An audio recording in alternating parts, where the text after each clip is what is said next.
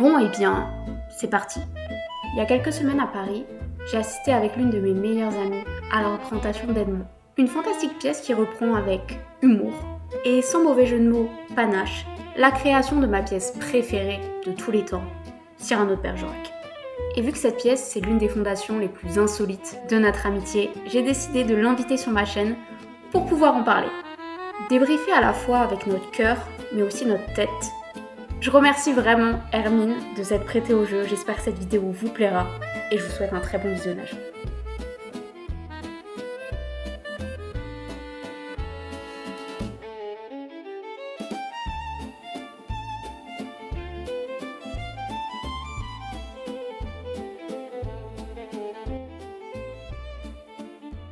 Et ben alors faut que tu commences en... Waouh. Waouh! Zinzin! Quelle claque ça a été! On va faire un petit débrief d'Edmond pour peut-être recontextualiser.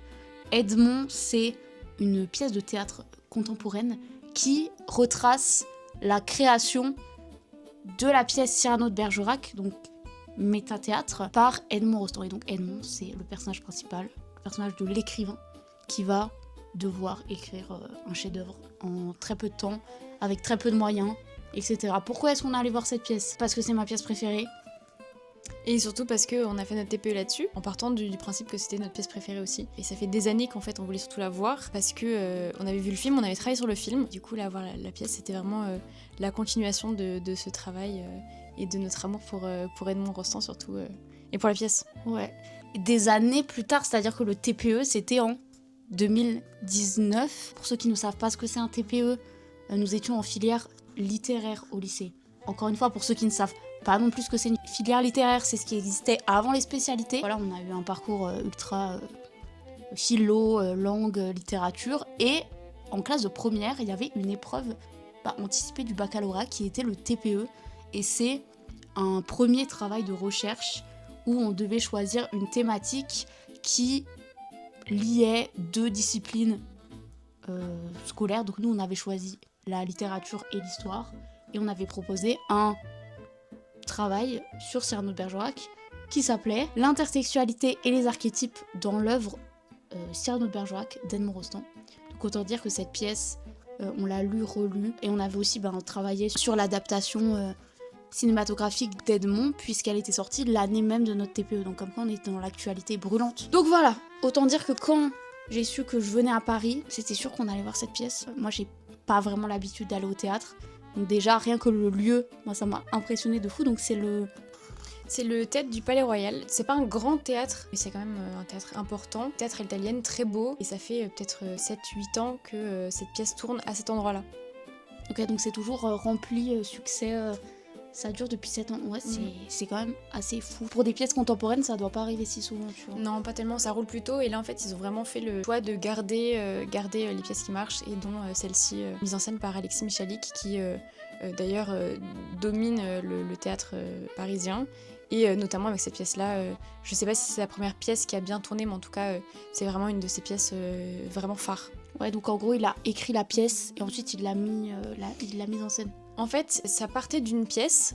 Je sais pas pourquoi elle n'a pas été mise en scène, mais en tout cas, la pièce a été adaptée en scénario, et donc le scénario est d'abord sorti, et ensuite ça a été la pièce. Et la pièce tourne depuis aussi longtemps, et ça marche toujours aussi bien, et les gens sont toujours aussi contents.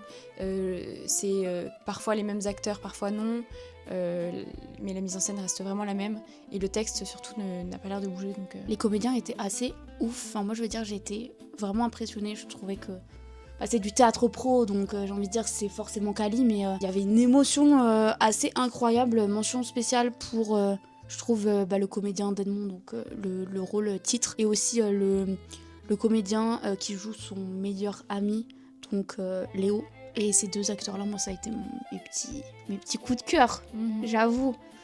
En fait, je trouve que jouer le théâtre dans le théâtre, c'est chose très difficile, et ils l'ont vraiment fait à merveille, aidé évidemment par le texte, mais surtout de grands talents et une interprétation qui était vraiment génialissime. En fait, ça se voyait qu'ils s'amusaient aussi. C'est drôle, quoi.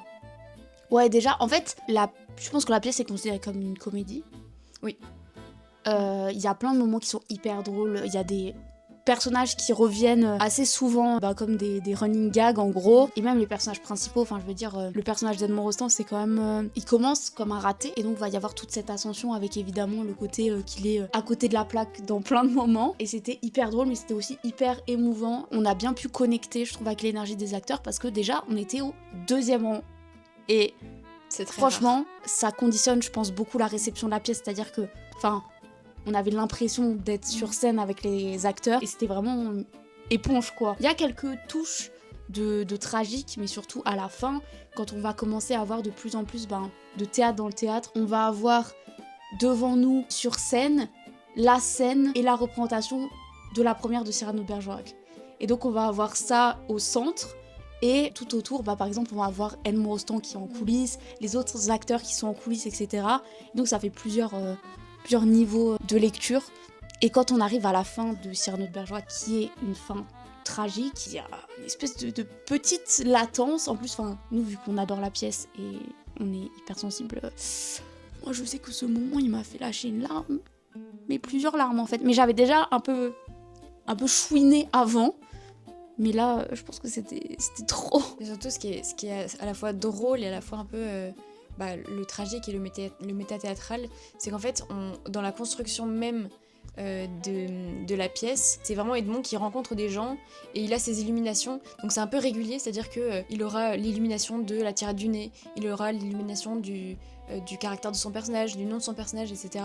Et en fait, nous, connaissant l'œuvre, ça nous surprend d'autant qu'on sait pas si c'est vraiment vrai, on sait pas si c'est romancé. En fait, ça fait un truc. En fait, on a vraiment l'impression d'avoir l'aspiration exacte d'Edmond en face de nous. On sait pas exactement à quel point c'est romancé ou non. Donc moi, c'est un peu la critique que j'aimerais bien poser. Donc sur la véracité du personnage, parce qu'en fait, vu que c'est un personnage qui a existé et les grandes lignes restent, c'est-à-dire qu'on va parler du fameux théâtre où il y a eu vraiment la première représentation. On va parler forcément d'Edmond Rostand qui a écrit lui-même la pièce, et il y a d'autres personnages, on sait de sources sûres qu'ils existent, comme par exemple sa femme qui est mentionnée, on parlera aussi après. Il a clairement romancé un petit peu aussi la création, puisque c'est vrai que la pièce et ce qui arrive du coup à l'auteur et au personnage d'Edmond, ça répond vachement à ce qu'il va mettre dans sa pièce ensuite. Alors il y a des choses qui sont vraies et qui sont avérées dans des lettres qu'on peut retrouver ou dans des biographies. Par contre, on va avoir tout un triangle amoureux entre le meilleur ami, hyper beau gosse, acteur, etc., qui va jouer Christian. On va voir Rostand qui sera l'alter ego de Cyrano, et la fameuse femme Roxane. Donc du coup, les deux pièces se répondent vachement. Donc d'un point de vue dramaturgique, ça marche. Par contre, on sait que ça, par exemple, ça a été complètement inventé pour la pièce, quoi. Mais ça marche très bien. Ça marche hyper bien. Mm. Et comme dit, c'est vraiment un millefeuille. Ça fait des couches et des couches d'interprétation et de théâtre dans le théâtre et de références même à des autres pièces de Rostand à ce moment-là de sa vie. Donc comme je vous l'ai dit, c'est un énorme flop, et toutes les pièces qu'il essaye de jouer ne fonctionnent jamais. Donc à un moment, on va avoir cette plongée dans le bureau pour voir comment il écrit, et surtout de le voir galérer en train d'écrire, et il va donner plein d'idées. C'est un moment assez comique, il va donner plein d'idées de pièces et il va dire « Ah non mais ça vraiment c'est nul », et en fait c'est toi qui me l'as dit que c'était des références à d'autres pièces de Rostand. En fait, à un moment, il suggère de jouer dans une basse-cour, de jouer un coq dans une basse-cour, etc. Et en fait, c'est la pièce Chanteclair que peu de gens lisent. Il y a aussi, à un moment, il propose à Sarah Bernard de jouer Napoléon II, l'Aiglon. Et fun fact, elle a vraiment joué l'Aiglon, qui est un jeune homme qui est du coup le fils de Napoléon. Et cette pièce n'avait pas très bien marché, voire pas marché, je sais pas. Et aujourd'hui, encore une fois, peu de gens l'ont lu. Donc c'était assez rigolo. Et en fait, c'était drôle parce que tu saches ou non que ces pièces existent, en fait, tu rigolais quand même, parce que c'est quand même fou de demander à Sarah Bernard, qui avait un certain âge, de jouer Napoléon II, et même de jouer un coq dans une basse-cour, alors que on n'a pas trop l'habitude de ça. Et par contre, Chanteclair a été bien mis en scène, et il y a des costumes qui sont incroyables. Donc je sais pas s'il le joue encore aujourd'hui, mais en tout cas, ça serait assez drôle de voir cette pièce mise en scène, en sachant qu'il a écrit un chef-d'œuvre après, quoi. Vraiment, Rostand, c'est un one-hit wonder, en fait. C'est-à-dire qu'il a écrit Cyrano en sachant qu'il flopait déjà avant, il a floppé après. C'est son grand succès, et quel succès ça a été, puisque l'une des plus grandes pièces du théâtre français, comme ils disent si bien dans Edmond. Voilà, une expérience de fou, je pense que t'es d'accord avec moi, t'as été Oui, aussi, complètement. À la fois textuellement parlant, dans la mise en scène, l'ensemble était complètement parfait, le rythme était parfait, c'était génial. Mais moi j'ai quand même un point, et là-dessus je voudrais vraiment avoir ton avis, c'est sur le personnage de Rosemonde.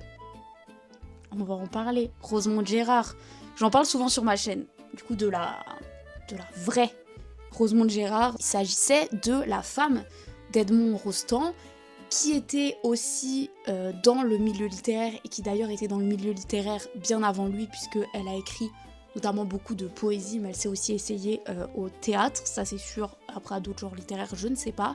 Bref, tout ça pour dire que déjà, dans l'inconscient collectif et dans ce qu'on retient de la littérature, Rosemonde Gérard, elle va être souvent oubliée, évincée, parce que femme de. C'est pour ça que moi je mets de plus en plus en avant son œuvre, parce que j'adore ce qu'elle fait, et je trouve que c'est hyper dommage, en sachant que elle était beaucoup plus importante que Rostand à la base.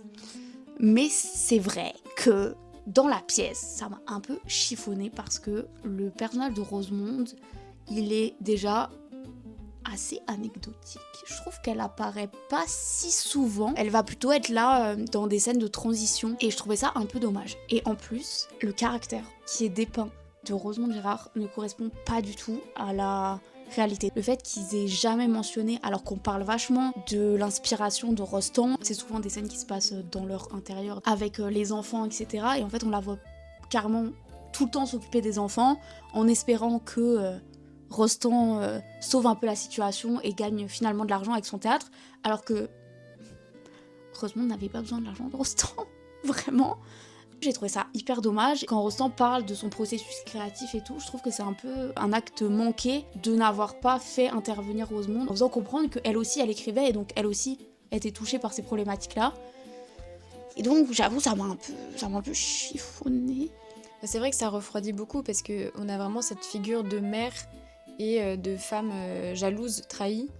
Ouais, c'est ça, j'ai oublié de parler de ça. En fait, c'est que la muse de Rostand, c'est pas sa femme, c'est la fameuse femme du triangle amoureux. Du coup, en fait, là, Rosemonde arrive toujours au moment où il y a un rapprochement entre elle et Rostand, et du coup, c'est très dommage, parce qu'en fait, Rosemonde, son seul personnage, c'est la mère et la femme trahie, ce qui n'était pas le cas. Et aussi, t'as dit que Rosemonde était souvent connue comme la femme de Rostand, alors qu'en fait, au départ, c'était vraiment Rostand, le mari de Rosemonde. De Rosemonde Gérard, ouais. Et voilà, donc c'est vrai que c'était un peu dommage. En même temps, ça marchait très bien dans la narration, ça marchait très bien dans la pièce, mais voilà, c'est un peu notre critique. Connaissant Rosemonde, on est un peu refroidi de ça, mais bon, voilà. Comme dit, au niveau de l'intrigue, ça fonctionne bien. Après, qu'est-ce qu'on veut raconter? Tout que, il me semble qu'il y a une anecdote comme quoi Rosemonde Gérard aurait remplacé pour la dernière répétition générale, l'actrice de Roxane, parce qu'elle connaissait le rôle par cœur. Et en fait, dans la pièce Edmond, on parle que pendant la représentation, c'est Jeanne, la femme du triangle amoureux, la femme dont le meilleur ami est amoureux, et dont Rostand n'est pas vraiment amoureux, mais disons que c'est sa muse, quoi. Il y a quand même des manières de se comporter avec une muse. Je ne pense pas qu'il était obligé d'aller dans le physique avec elle. Hein, c'est cette personne-là qui est une costumière, une couturière, qui, parce que l'actrice de Roxane est tombée dans une trappe et s'est blessée, va la remplacer pendant tout le long de la pièce. Et donc, j'étais en mode, pourquoi? Tu vois, c'est un peu dommage. Mais encore une fois, dans la narration, c'est parce qu'en fait, elle joue son propre rôle. C'est elle qui a inspiré le rôle de Roxane, et en fait, c'est un peu comme si elle se jouait elle-même.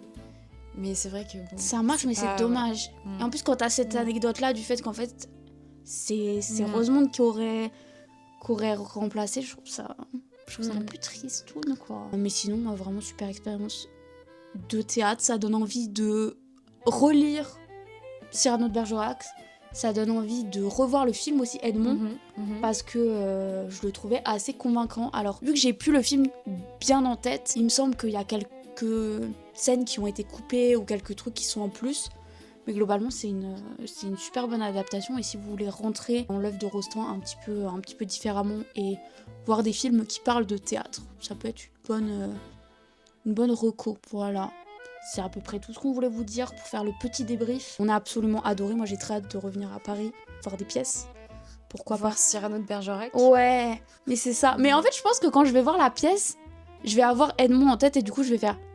Attendez, couper, parce que là, il y a Edmond qui doit rentrer sur scène pour expliquer pourquoi il a fait tel truc et tel truc. Mais c'est bien parce que du coup, on a quand même eu des scènes de Cyrano sur Et scène. c'était génial d'avoir ça. Sur scène. C'est trop de scènes dans la scène. C'est un peu compliqué à expliquer, mais j'espère que vous aurez compris. En tout cas, je remercie Hermine d'avoir passé une petite tête sur ma chaîne.